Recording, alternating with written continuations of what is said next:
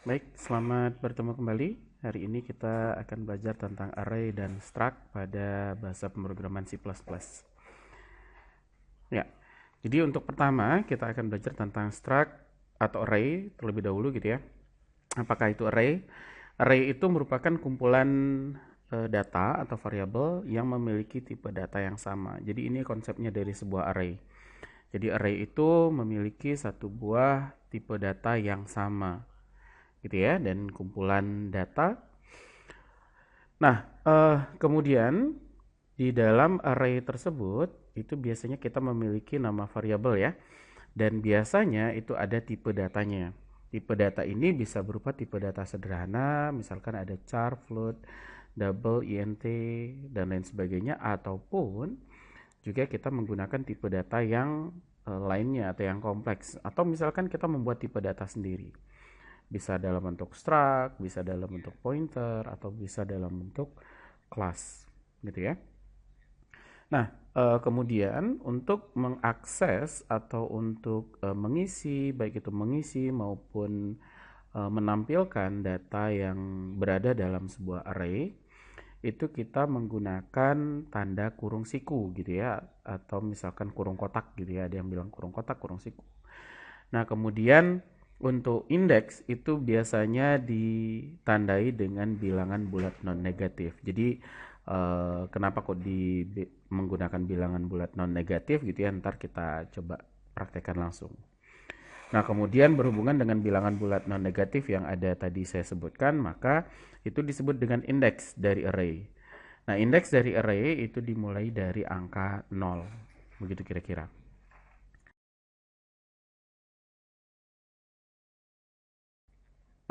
C++ gitu ya, atau dalam juga bahasa pemrograman yang lain juga akan serupa gitu ya.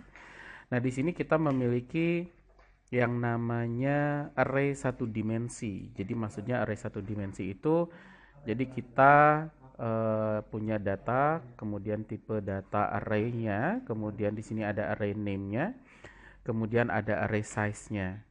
Nah, array size-nya di sini ini untuk mengukur array-nya berapa banyak gitu ya. Kemudian int n sama dengan 10.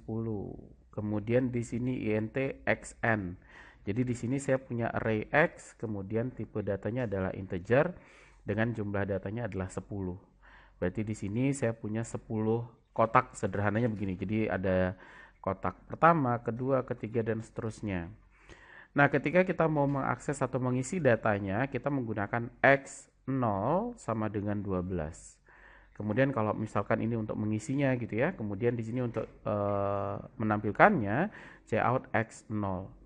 Nah, kemudian untuk indeks dari array itu kita mulai dari 0. Jadi kalau misalkan saya punya int x 10 di sini, maka di sini saya punya adalah x0, x1, x2, x3 sampai dengan x9. Jadi kalau misalkan dihitung, karena di sini saya size-nya adalah 10 gitu ya, berarti saya punya 10 data. Yaitu ada 0, 1, 2, 3, 4, 5, 6, 7, 8, 9. Jadi saya punya 10 data di sini.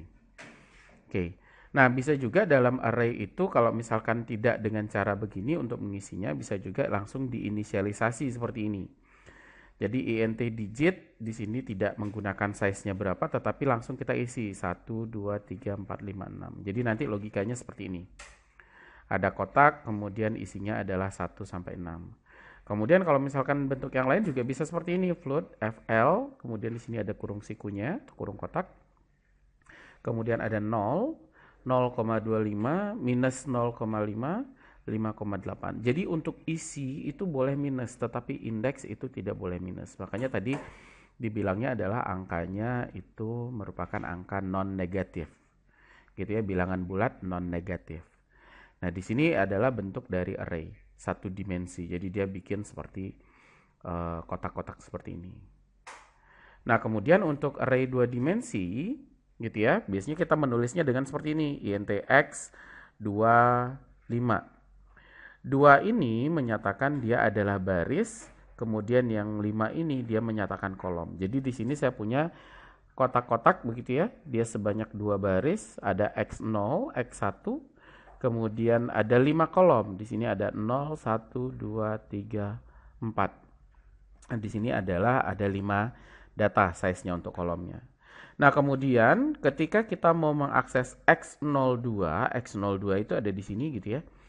Jadi X02 berarti X baris ke 0 pada kolom kedua. Itu nilainya adalah 12. Jadi di sini secara tidak langsung akan mengisi angka 12 pada X baris ke 0, kemudian kolom kedua. Untuk menampilkan juga akan sama, yaitu cout X 0, kemudian di sini 2 sama juga. Jadi ini adalah untuk menampilkannya. Ini untuk memasukkan datanya. Nah, kira-kira itu untuk yang array 2 dimensi. Nah, bagaimana implementasi dalam bahasa pemrograman C++-nya? Kita akan coba di sini dengan menggunakan code block. Oke, kemudian saya simpan ya.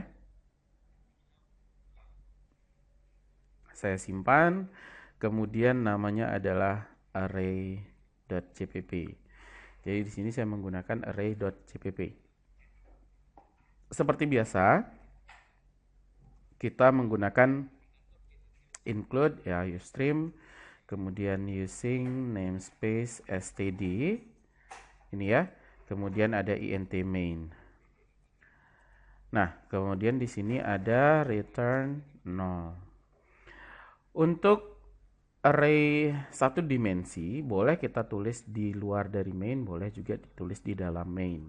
Misalkan saya punya int nilai sebanyak 5, berarti saya punya 5 buah nilai. Nah, kemudian untuk memasukkannya, untuk memasukkan nilai ke dalam angka-angka ke dalam variabel nilai tadi, maka nilai ke 0 gitu ya, itu sama dengan 40 misalkan. Jadi kita menggunakan nilai pada indeks ke berapa, kemudian diisi dengan angka berapa. Kemudian untuk menampilkannya tinggal di cout, kemudian nilai pada indeks ke 0. Jadi di sini digunakan untuk menampilkan, mengisi dan menampilkan. Gitu ya. Jadi seperti ini kira-kira hasilnya. Jadi int nilai 5, berarti saya bisa maksimal mengisi 5. Kemudian nilai 0 sama dengan 40, cout nilai 0. Bisa juga caranya kita modifikasi untuk inputnya daripada kita mengisi satu-satu nilai 0, nilai 1 gitu ya. Di dalam kode programnya saya juga menggunakan looping di sini.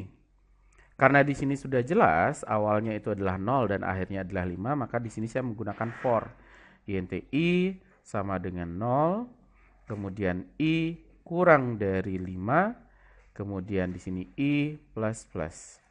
Nah, kemudian untuk isinya, jadi di sini di cout masukkan nilai, gitu ya, masukkan nilai, kemudian di sini cin dia akan masuk ke dalam nilai pada indeks ke i.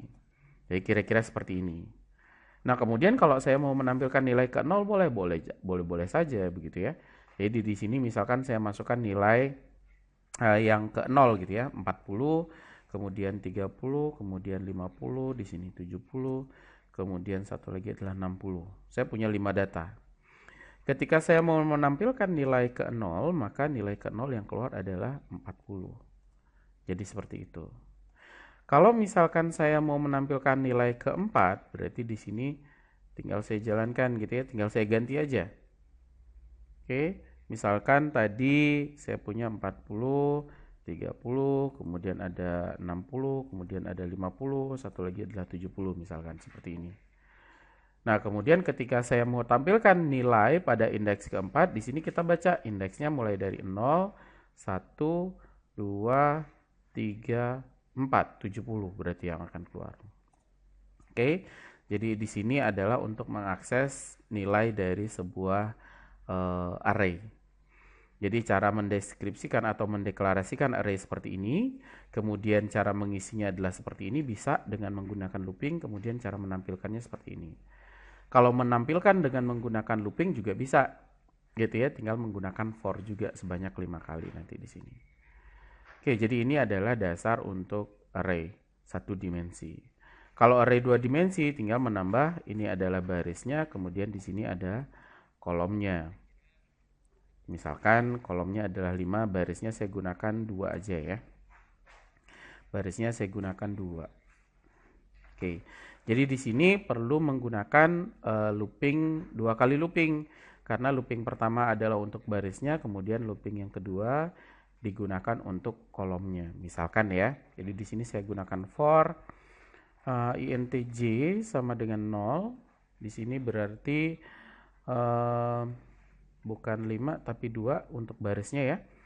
Kemudian J kurang dari 5, kemudian J plus plus. Kemudian di sini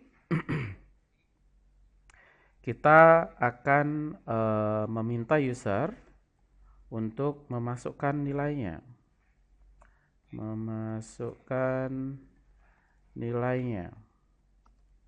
Oke, masukkan nilai. Sorry, di sini ada memasukkan nilai. Masukkan nilai, kemudian cin nilai pada indeks ke I, kemudian pada kolom ke J.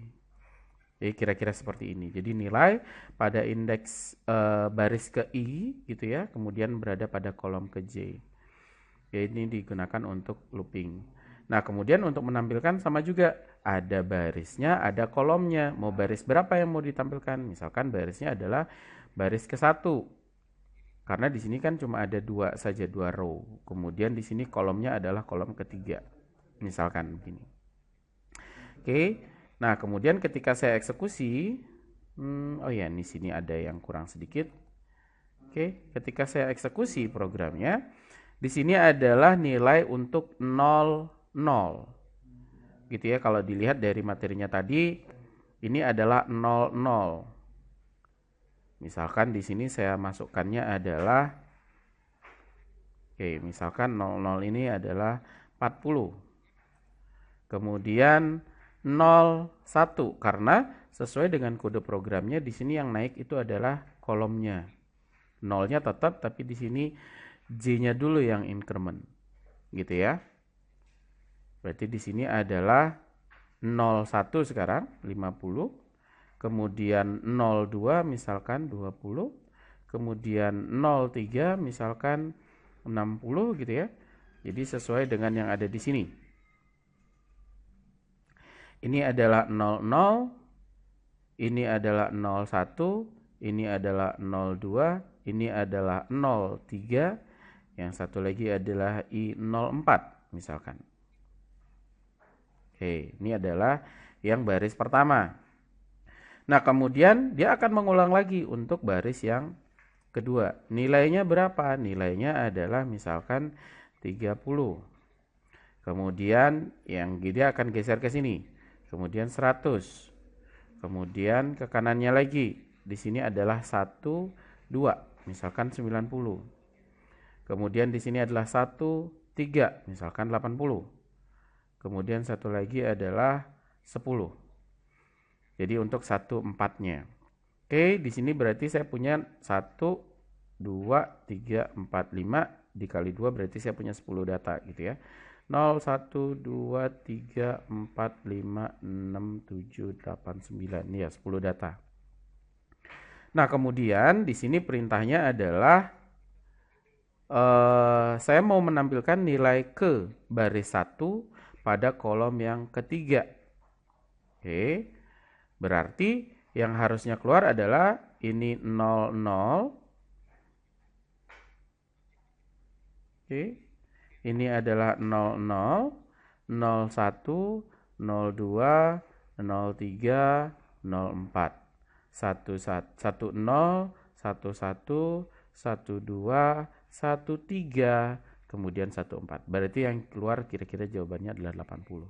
Ketika saya menampilkan 1, 3. Oke, 80.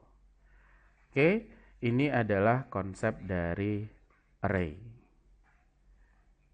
Ya, jadi array bisa jadi dia adalah array 1 dimensi atau array 2 dimensi. Ada juga yang array yang multidimensi. Oke, jadi kira-kira seperti itu untuk materi kita tentang array.